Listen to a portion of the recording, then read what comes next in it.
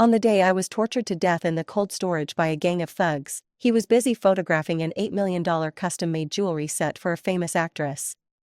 On screen, she covered her face, choking back tears. Although Nestor's sister bullied me back then, almost leading to my assault, I'm willing to forgive her if she apologizes to me. Facing the overwhelming online harassment from her fans, Nestor sent me a text message.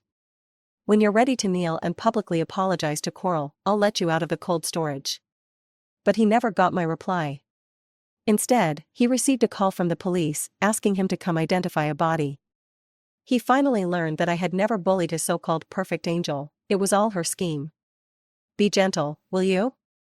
She's barely breathing now. What are we supposed to do if she dies?" I lay on the cold floor of the storage room, too weak to open my eyes. The pain, unbearable pain.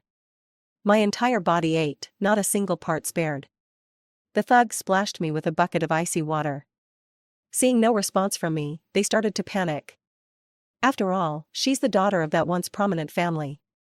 If something happens, what's there to fear? That family is long gone. And besides, these are Mr. Nestor's orders. Yes, my family has long since been destroyed. Through the haze, I heard their words and curled my lips in a bitter smile. If only I had listened to my grandfather and not insisted on bringing Nestor into our family, I wouldn't have ended up like this. If Grandpa's spirit is watching, he must think I'm a disappointment. With a heavy thud, the iron door shut, plunging the room into darkness. The air grew colder, numbing the pain from my wounds. Oddly, as I lay there in the growing numbness, I felt a hint of warmth, a sensation I hadn't felt in a long time. At least now, there's no more pain. That was my last thought as my soul drifted away. When noise flooded into my ears again, I could hardly believe it. I looked up to see that man, handsome like a deity. He was seated elegantly in the VIP section, wearing a finely tailored suit, his onyx-like eyes fixed straight ahead. Nestor, had he noticed me? My heart skipped a beat, but I quickly realized the truth. Ever since Coral, his so-called perfect angel, had entered his life 7 years ago, he hadn't looked at me with such gentle, attentive eyes. "Congratulations to Mr. Nestor. The final bid is $8 million for this jewelry set. Staff will deliver it to your estate soon," the host announced. Nestor gave a faint smile. "No need to trouble yourselves. Send it directly to Coral. Congratulations on her award." The media went wild. The live broadcast screen shifted to show Coral, dressed in an elegant sapphire blue gown, holding her award like a noble swan. Her pale fingers covered her lips as she choked up with tears, smiling through them. Though Doris bullied me back then and nearly caused me irreparable harm, I don't hold it against her. It's been a long, difficult road for me to reach this point, and I'm most grateful to Mr. Nestor. Her emotional statement stirred up the room even more. I watched Nestor's face closely, expecting a trace of a smile.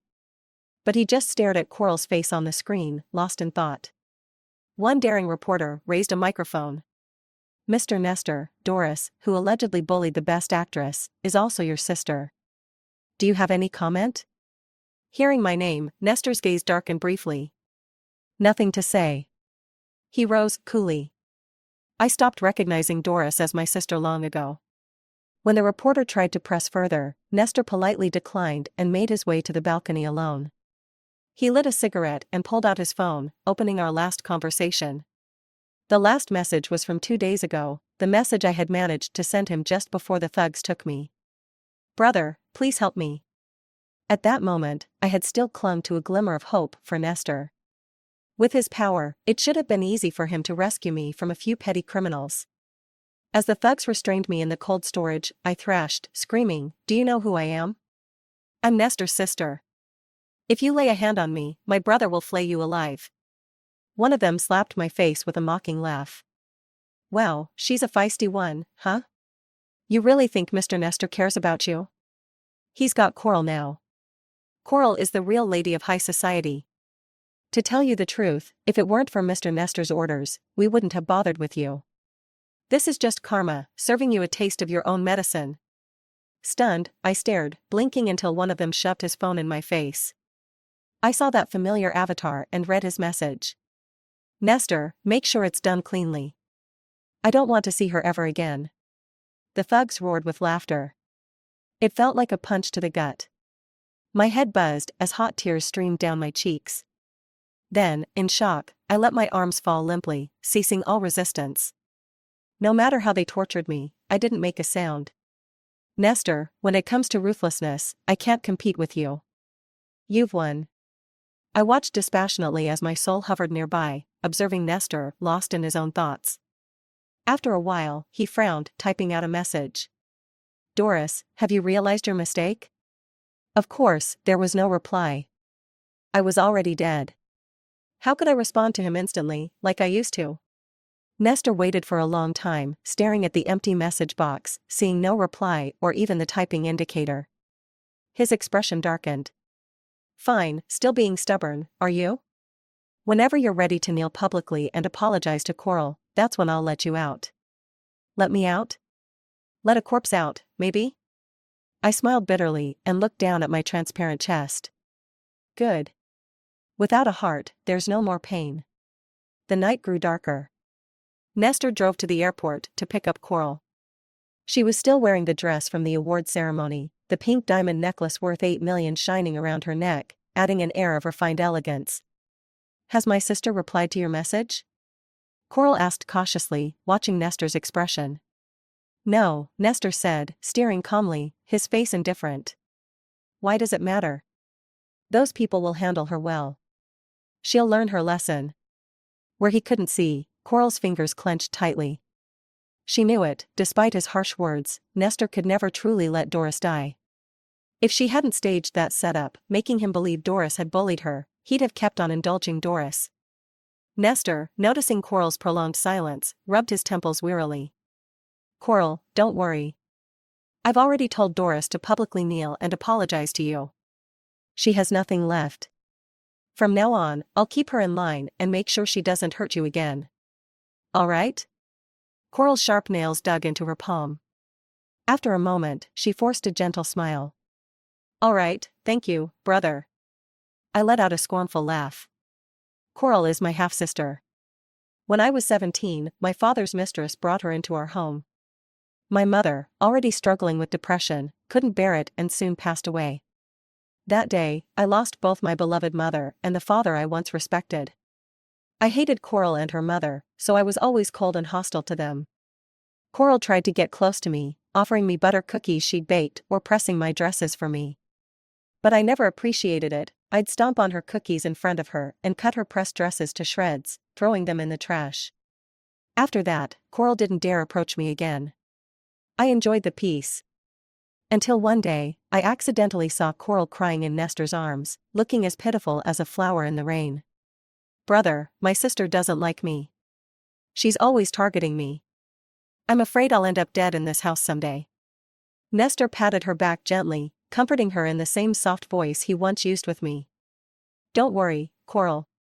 I'll protect you. I froze, feeling my heart squeeze painfully.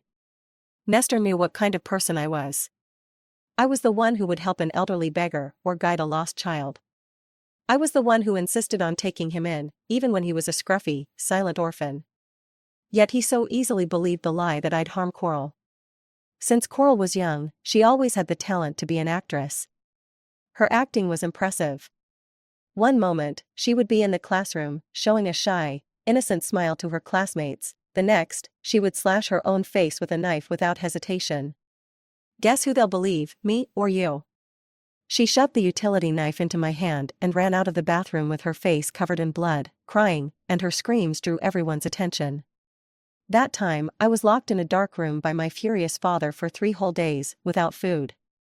If it hadn't been for my grandfather sternly ordering him to let me out, I might have truly starved to death in there. I'd been afraid of the dark since I was little, and my mind was already on the verge of collapse. When the door finally opened, Coral was standing with my father, stepmother, and Nestor. When she saw my disheveled appearance, she shrank back as if in fear, and Nestor immediately shielded her. Doris, what are you trying to do? Coral leaned into his embrace, casting me a secret, smug smile.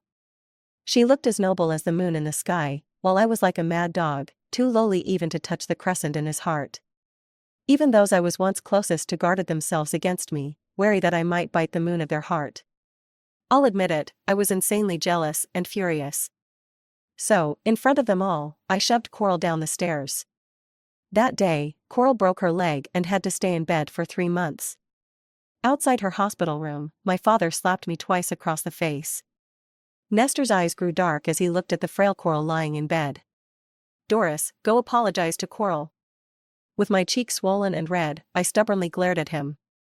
"Why should I? I did nothing wrong. She was the one who falsely accused me of cutting her face. I just proved her right, so why should I apologize?" Nestor's gaze grew even more disdainful. "Doris, when did you become like this? Coral's mother might have interfered with someone else's relationship, but Coral isn't to blame for that. How could you treat her this way? Selfish, deceitful, and spiteful. You're such a disappointment." From the hospital room, Coral let out a few coughs.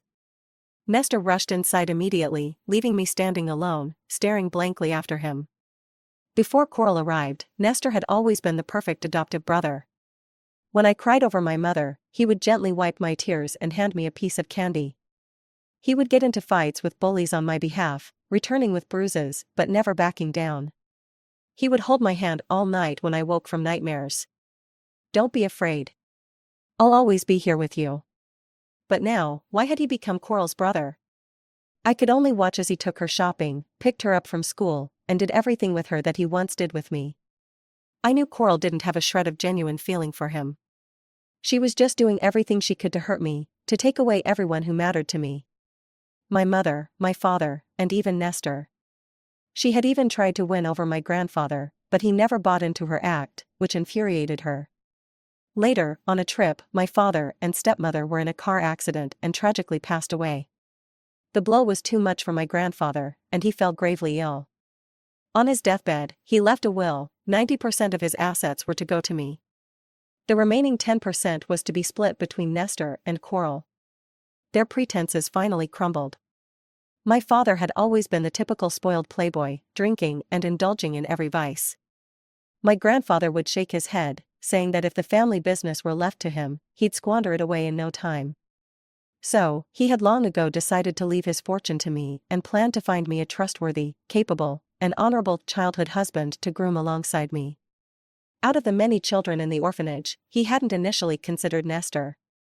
He said Nestor's cold eyes and thin lips betrayed a calculating nature that I wouldn't be able to handle. But young as I was, I insisted on him, clutching his sleeve and refusing to let go. In the end, my grandfather had no choice but to go through with the adoption and bring Nestor home. From that moment on, I was his little shadow, following him around, calling him brother.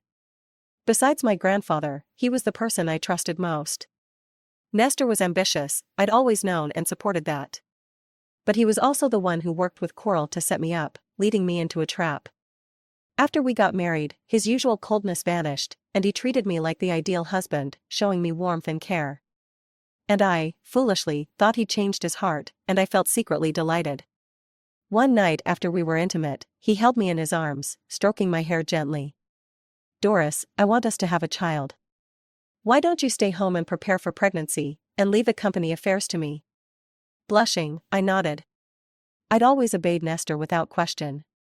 We grew up together as a family, he was my husband, so how could I ever think he'd hurt me? So, I handed over control of the company, leaving all the operations to him and only checking the books from time to time. By the time I realized what was happening, it was already too late.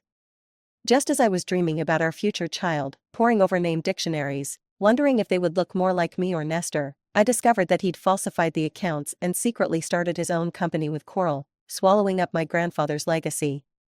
Now, the once mighty corporation was a hollow shell. My shares and assets had shrunk to a fraction of their value, while Nestor had transformed into the CEO of a publicly traded company, a rising star in the business world. "Doris, just announce that you're transferring all your shares to Coral, and I'll call off the acquisition, saving you the last shred of your family's dignity." In the boardroom, Nestor looked down on me, his gaze cold and distant. "You're still my wife in name, and you'll be well provided for." Biting my lip, I held back tears, trembling with anger. "Nestor, what do you take me for?" I got nothing in return but an icy glance. We each got what we wanted. Isn't that fair? Yes, it was fair. Coral, once an illegitimate child, had become a legitimate heiress and a celebrated actress. Nestor had his own company and had become a business mogul. Meanwhile, I'd been reduced to a caged bird, Nestor's plaything, to use at his whim. He claimed we both got what we wanted. But all I ever wanted was his love. In the dark of the night, a sports car sped silently down the highway. My soul floated above, watching Nestor and Coral, both harboring their own agendas. I couldn't help but find it amusing. Didn't they ever get tired of pretending? Especially Nestor. He was so close to marrying Coral, he didn't even need to worry about how to divorce me. He should have been popping a bottle of champagne, celebrating his newfound freedom. So why was he so absent-mindedly looking at his phone, refreshing our conversation thread over and over? Dead people don't send messages, you know. My body wasn't found until a month later. The freezer where I was hidden was in a factory warehouse, rarely used. If it weren't for a worker retrieving goods, they probably never would have found me. When they did, my pitiful, frozen form scared them out of their wits, and they fled the cold storage to call the police. In the meantime, my soul seemed bound to Nestor, forced to follow him wherever he went. I watched as he moved in with Coral. When he worked, she would wear a silk nightgown and rub his shoulders. When she was out on assignments, he'd pick her up late at night, protect her at social events. They appeared every bit the loving couple everyone admired. But only I knew how hollow their relationship truly was. Nestor grew more distracted by the day. Even when he was with Coral, he'd often stare blankly at his phone, gazing at our old conversations. It happened again and again until Coral finally exploded. "Doris, it's always Doris. Nestor, do you even care about me?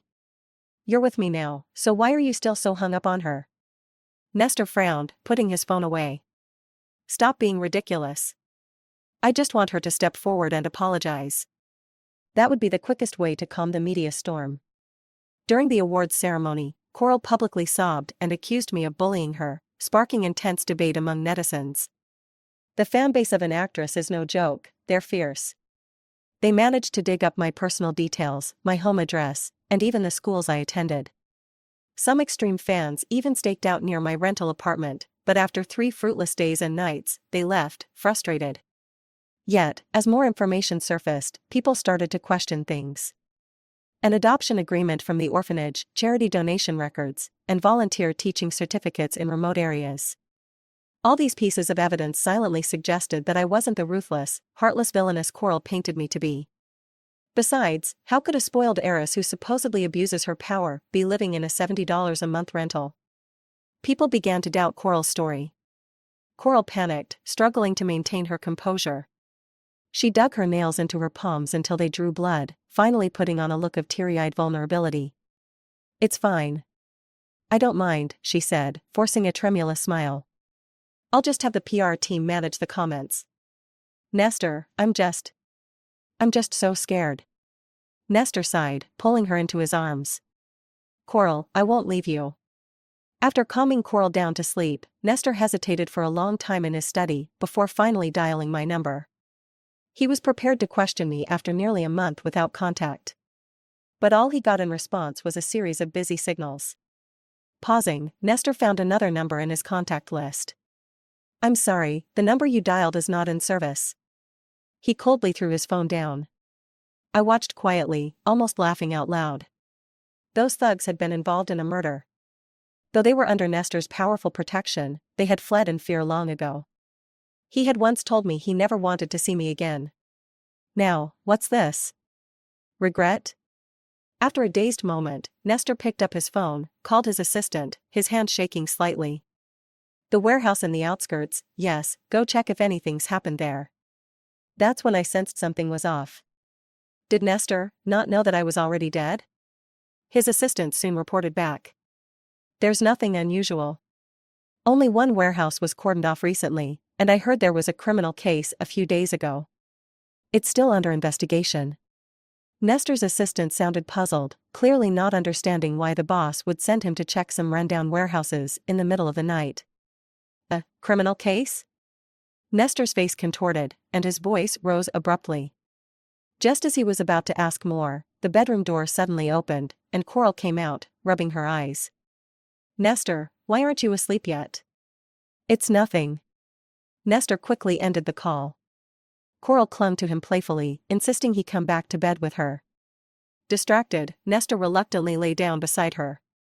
With Coral's beautiful face nestled in his arm, he still couldn't fall asleep. Coral asked him what was wrong. Nestor steadied himself, cold sweat pooling in his palms before he finally spoke, his voice trembling. There was a criminal case at the warehouse in the outskirts. Do you think, could something have happened to Doris? What? Coral cried out in shock. In the darkness, Nestor sensed Coral's panic wasn't quite natural. He got up and turned on the light, staring hard into Coral's eyes. Do you know something? Coral forced herself to stay calm. How would I know? Nestor, weren't you the one who said to lock her up for a few days as a warning? But, those people know their limits. It was supposed to be just 2 days. How could it end up being a criminal case? Nestor muttered softly to himself. Doris hasn't answered her phone for a long time either. Do you think she got hurt? Could something have happened to her? I smiled silently. Oh, now he remembers to worry about me. Nestor, did you ever think about whether I might get hurt, or worse, when you ordered those people to lock me in the freezer to teach me a lesson? Brother, you really are a hypocrite. Coral, afraid he'd think too deeply, quickly tried to cover up. No way. She hasn't reached out all this time, so she must have run off on her own. She's probably still mad at you and doesn't want to contact you. There's always fighting at that warehouse in the outskirts, maybe some thugs caused the criminal case? That's true. Nestor let out a sigh, almost as if reassuring himself, mumbling quietly. It's been a month already. If something happened, they'd have found out by now. Doris must just be throwing a tantrum with me. Meanwhile, the police were investigating my identity. Since none of the recent missing persons reports matched my description, the police had gone through significant effort to track me down. When the DNA test results finally came in, a young officer gasped. This is Doris, right? The same Doris who was accused online of bullying the actress Coral? How could it be her? The online attacks on me were still raging, while I, in reality, lay dead in a freezing morgue, waiting alone for someone to identify my body. The room full of police officers looked at each other, faces marked by sorrow and pity. The call from the police came while Nestor was accompanying Coral on a reality dating show. Are you Doris's brother? This is the police department. Sorry, you've got the wrong number. Without waiting to hear more, Nestor coldly hung up. The show was at an emotional segment, and Coral leaned into his arms, tearfully recounting her childhood memories. Back then, because Dad preferred me, my sister bullied me a lot. I know she hates me, and I don't blame her. But she slashed my face with a box cutter, pushed me down the stairs, and even tried to find someone to defile me. If it weren't for Nestor, I wouldn't know how I'd have made it through. The celebrity guests on set wiped their eyes, comforting her. The live chat exploded with hateful messages against me. Doris, get out and apologize. When is Doris finally going to die? Bullies should rot in hell. Nestor, at the perfect moment, wiped Coral's tears as they gazed into each other's eyes, on the verge of a kiss. But just as the atmosphere hit its peak, his phone rang urgently once more. Frowning, Nestor turned to answer. Coral, a bit embarrassed, explained to the camera, he has to manage the company, so he's quite busy. But the audience saw it clearly, in that close-up, Nestor's face had turned deathly pale. What did you say? Doris, what happened to her? The director, picking up on the gravity, gestured to turn up the audio. As a result, millions of viewers heard the next line through Nestor's call. This is the police department. Doris is dead. We found her body 3 days ago, at a warehouse on the outskirts. Please come to claim it and assist in the investigation. Until he saw my body, Nestor's behavior remained steady. He instructed the director to cut the live stream, comforted a visibly shaken Coral, telling her to wait at home, and even took the time to arrange for his assistant to manage the company's affairs and ready the PR team to stifle the coming media storm. Only when the police brought him to the morgue did he show any sign of distress. There's no way Doris could be dead. She's just angry with me. You must have the wrong person. She's so timid, it's impossible. If the person in there isn't Doris, I'm suing you all for defamation. The officers said nothing, their faces impassive as they opened the morgue door. My pale corpse lay in the center of the room. Nestor's voice died in his throat. He stumbled forward, and my spirit drifted alongside him. I finally saw my own reflection. The girl who was so thin she seemed like nothing but skin and bones, her body covered with scars both new and old, intersecting in a horrifying pattern. Her skin had turned ashen from the cold, with only her cheeks flushed a strange, unnatural pink. Her long lashes drooped, and the corner of her mouth curled up ever so slightly, as if she were peacefully lost in a sweet dream. It was a typical frozen death appearance. The police officer beside me spoke in a calm tone. After our investigation, we found that Miss Doris was subjected to inhumane abuse before her death. In addition to the visible wounds on her body, there were severe lacerations on her lower half, clearly indicating she had been. The officer paused for a moment, clearly unable to continue. But these wounds weren't fatal. What truly killed her was the -50 degrees Celsius temperature of the cold storage. She was frozen to death. Nestor's large frame shuddered violently. We investigated Doris' phone, the officer continued. Her last contact before death was with you. I'm sorry, Mr. Nestor, but we need to see your phone records. Nestor seemed like a lifeless doll, mechanically unlocking his phone and handing it over. The officer beside him took photos for the record, while Nestor silently stared for a long while, before tremblingly asking, "When, exactly did she die?" The officer opened the messaging app. The last message from the contact Doris was still visible on the screen. "Save me." The officer sighed and pointed at the message. "She sent you this message 5 hours before she passed." Nestor's eyes instantly turned red. So, during the 5 hours after Doris sent that message, full of hope that he would come to save her, what had he been doing? At that time, I was. Nestor struggled to say a few words, but couldn't continue. In my mind, I silently filled in the rest of the sentence. At that time, he had been attending a highly publicized auction. At the same time, Coral was receiving her Best Actress award. In those 5 hours, he had spent $8 million buying Coral a set of high-end custom jewelry. For her, it was a luxury, something he would spare no expense on. For me, he wouldn't even bother to send a little help in my hour of need. He had clearly seen the distress message I sent. But with a mind full of punishing me, he let the thugs he hired abuse and humiliate me without hesitation. Until I froze to death in the cold storage. Realizing this, Nestor slowly slid down against the wall, his chest shaking with broken sobs. Doris. I was wrong. I was wrong. The police quickly tracked down the gang of thugs who had fled.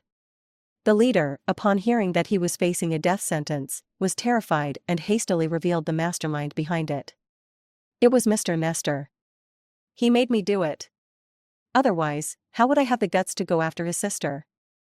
In the interrogation room, Nestor's eyes were bloodshot, and the veins on his arms stood out. If not for the police holding him back, he would have lunged forward to tear the thug to pieces. I only told you to scare her, to teach her a lesson. I never told you to harm her, never to humiliate her, never to take her life. Nestor roared in fury, and by the end, there was a choked sob in his voice. She was only 24, so young. When she died in that cold storage, how terrified she must have been. The man no longer had the dignified air of a powerful figure, his expensive suit was wrinkled, and his usually meticulous hair was disheveled. He sat dazedly in the chair, murmuring repeatedly, "I really didn't know how things turned out like this." The police handed him the thug's phone, speaking with cold detachment. "Mr. Nestor, our investigation shows that on the day of Doris's death, you did order someone to kill her." Nestor's gaze fell blankly onto the screen. He saw the message he had sent. "Do it cleanly, leave no evidence. I don't want to see her again." Nestor's pupils constricted sharply. "That's not me, how could I possibly?" Mid-sentence, an idea of something horrifying seemed to dawn on him, and his face turned pale. The thug, who had been slumped over, now raised his eyes and gave a mocking, twisted smile. "Mr. Nestor, your sister put up quite a fight at first. She kicked and screamed, said her brother would skin us alive. But when she saw that message, she didn't even struggle anymore and let us do what we wanted. Tell me, do you think she hated you in that moment?" Nestor staggered back, nearly losing his balance. For a moment, it looked like he might shatter. But it was only a moment. When he raised his head again, he had regained the decisive coldness he was known for, though bloodshot eyes betrayed him. He looked like a vengeful god from the depths of hell. Please contact my lawyer. Nestor's voice was calm and polite. His request followed legal protocol, and the police exchanged glances before stepping out. They missed the final name he whispered through gritted teeth. Coral. The variety show was abruptly cut off. But since it was a live broadcast, countless viewers across the internet had already heard the news of my death. Instantly, social media erupted in chaos. Coral's most extreme fans were still recklessly shouting, "Doris deserved it. Who told her to bully our Coral? This is karma." Some bystanders spoke up, unable to bear it. "Show some respect for the dead, this has gone far enough." Exactly, and Doris had done so many good deeds. Coral's claims of being bullied are just one side of the story with no proof. Coral sat in Nestor's office. Her eyes twitched nervously as she stared at the screen, unable to stop herself from screaming at the increasing flood of criticism online. Where is Nestor? When will he be back? She swept the documents off the desk in a fury, shouting at Nestor's assistant. What do you all do around here? You can't even control this kind of public backlash. I'll make sure Nestor fires every one of you. The assistant smiled politely, though the smile did not reach their eyes. I'm sorry, Miss Coral, but Mr. Nestor ordered the dissolution of your PR team. What did you say? Coral's eyes widened in disbelief, quickly followed by a wave of fear. She knew all too well what she had done over the years. Without Nestor's powerful PR team to silence the critics, she would be exposed by netizens without mercy. She collapsed to the floor, grabbing the assistant's sleeve in desperation. Please, help me. Where is Nestor? I need to see him. The assistant pulled away from her hand coldly. At that moment, the office door was kicked open with a resounding bang. Nestor, usually composed and refined, stormed in like an enraged lion. He seized Coral's slender neck. It was you. You killed Doris. His fingers tightened slowly, cutting off Coral's breath as tears and snot streamed down her face. Nestor. She shook her head in a panic, looking up at him and crying for mercy. Brother, I'm Coral. I don't understand what you're saying. The response was a sharp slap across her face. Coral, I've already found out everything. Nestor closed his eyes, his voice hoarse beyond recognition. You sent that message to Blondie. From the beginning, you never intended for Doris to walk out of there alive. On the 7th day after my death was announced, Coral's true identity was laid bare, and the internet was in an uproar. So Coral was the illegitimate daughter of a mistress. Her mother even forced her way into the family and drove Doris's real mom to death. No wonder Doris hated her. Nestor was actually an orphan whom Doris's family adopted, and they were even engaged to be married from childhood. Yeah, and Coral, who was brought into the family later, dared to interfere with their relationship. Like mother, like daughter. Nestor isn't exactly innocent either. He conspired with Coral to swindle Doris out of most of her wealth to build his own company. Even at this point, many of Coral's fans were still stubbornly defending her. They claimed that, no matter her background, I shouldn't have bullied her. That I was so malicious, I deserved what came to me. Until the official account of Nestor's corporation released a video. In the video, Coral, once radiant, appeared disheveled and defeated. She waved her arms like a madwoman, screaming at the camera. Yes, I hired people to kill Doris, so what? I hated her. Why should she be the pampered heiress while I was just the bastard child? Why did she get to live a life of luxury while I had to skulk in the shadows, constantly trying to please others? I wanted to take everything important away from her, one piece at a time. Nestor's face was dark, but Coral grinned, showing her teeth in a deranged smile. I succeeded. Because Doris was a fool, and so were the people around her. All I did was make a little cut on myself with an art knife, and you locked her in solitary confinement for 3 days. She pushed me down the stairs, and I only twisted my ankle. But I lied and said it was a fracture, and you believed me. The stairs were less than 2 meters high. Ha ha ha. Nestor, you're such an idiot. In the video, Nestor's expression twisted into something monstrous. But Coral kept going, oblivious. Oh, and those thugs? That was my scheme too. I hired actors to pretend to block me in an alley and then pinned it on Doris afterward. My dearest brother, you didn't even investigate and took my word for it. Nestor ground out, enough. Coral cackled hysterically, pointing a slender finger at him. I killed Doris, but you're no better, are you? Nestor, we should go down together, straight to hell.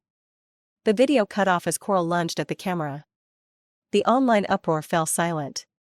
No one knew that after the video ended, Nestor sat on the balcony for the entire night. The cold wind from the rooftop was biting, but he didn't move, like a statue, holding tightly to a photograph. It was a childhood picture of me and Nestor. Nestor gazed at the photo of the young girl, momentarily lost in thought.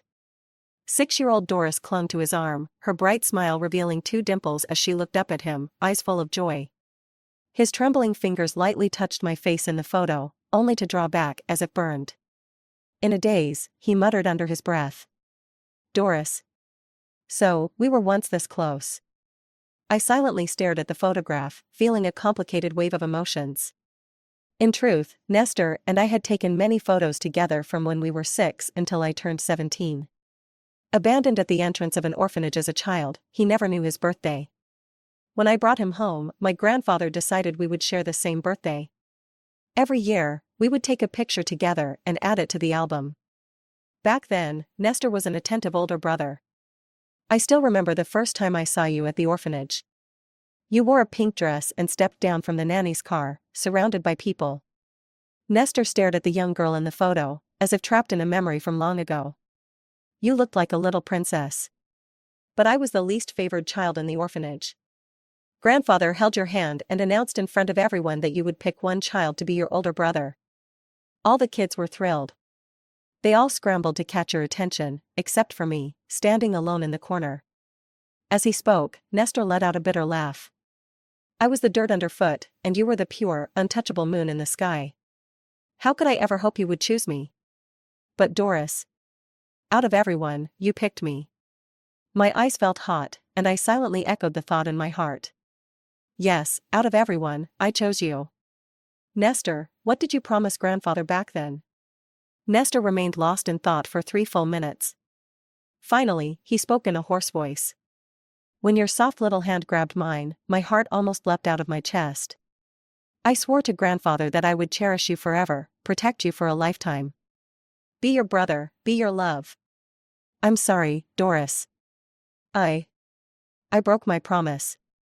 But the dead can't come back to life. Nestor continued to talk, almost as if possessed. After I came to your home, everyone treated me well. I attended the best international schools, and grandfather raised me as if I were the true heir, but I always felt like an outsider. I feared the day you'd fall in love with someone else and discard me like trash. Then Coral appeared. She was just like me, everything we had felt undeserved and could be taken away at any moment.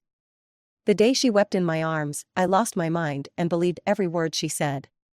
As he finished, Nestor broke down completely. I was so foolish, truly. My Doris, who was always as kind as an angel, could never. I watched his heart-wrenching grief, but my heart remained indifferent. Even now, he tried to blame everything on Coral. Yes, Coral had done terrible things.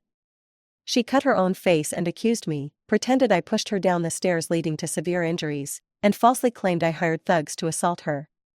But as my brother, someone who spent every day with me, did Nestor ever believe me, even a little? He was a cold bystander. And he was also complicit in my death. If not for the support of my family, he would have remained that grimy, insecure child in the orphanage. If not for my trust, he wouldn't have had the chance to steal everything, building his empire on the ruins of my family's company. It was my love and my family's devotion that polished and gilded him, fueling his false confidence and vanity until he became unrecognizable. But he was right about one thing. He and Coral were alike. No matter how they masked themselves in kindness, at their core, they were selfish and vicious. I curled my lips, my gaze as cold as ever as I looked at him. I was at fault for trusting the wrong person. From that day on, Coral's fans left her in droves, and her reputation plunged to rock bottom. Coral went completely mad. Unable to be incarcerated, she was sent by Nestor to a private psychiatric hospital. The car had barely pulled up to the gates when the shrill, Chaotic screams inside could already be heard, as terrifying as a scene from hell. Coral struggled wildly, trying to flee, but was held down without mercy. "Coral, stay here and enjoy the rest of your life," Nestor whispered, enunciating each word by her ear.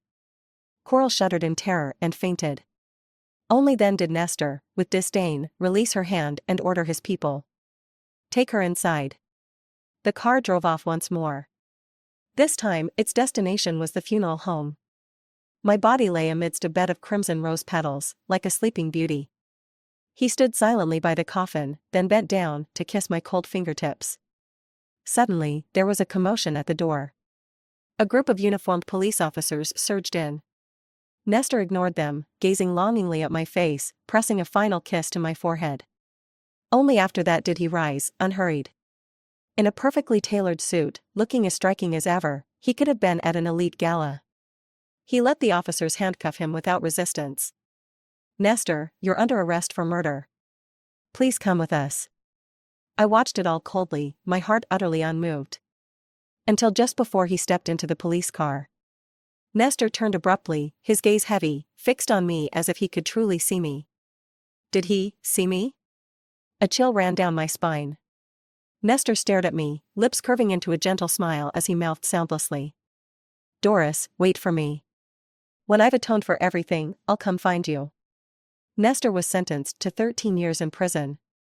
Through the long years, I'd let go of my love and hatred, but I remained unwilling to reincarnate, drifting as a wisp of wind through the world. 13 years later, Nestor's name resurfaced in the news. The once renowned young CEO was found dead in his home on the day after his release. He had taken his own life. I wandered the streets, hearing the whispers around me, feeling a strange sense of disquiet. Until a familiar voice spoke behind me. "Doris. I've come to atone for my sins myself."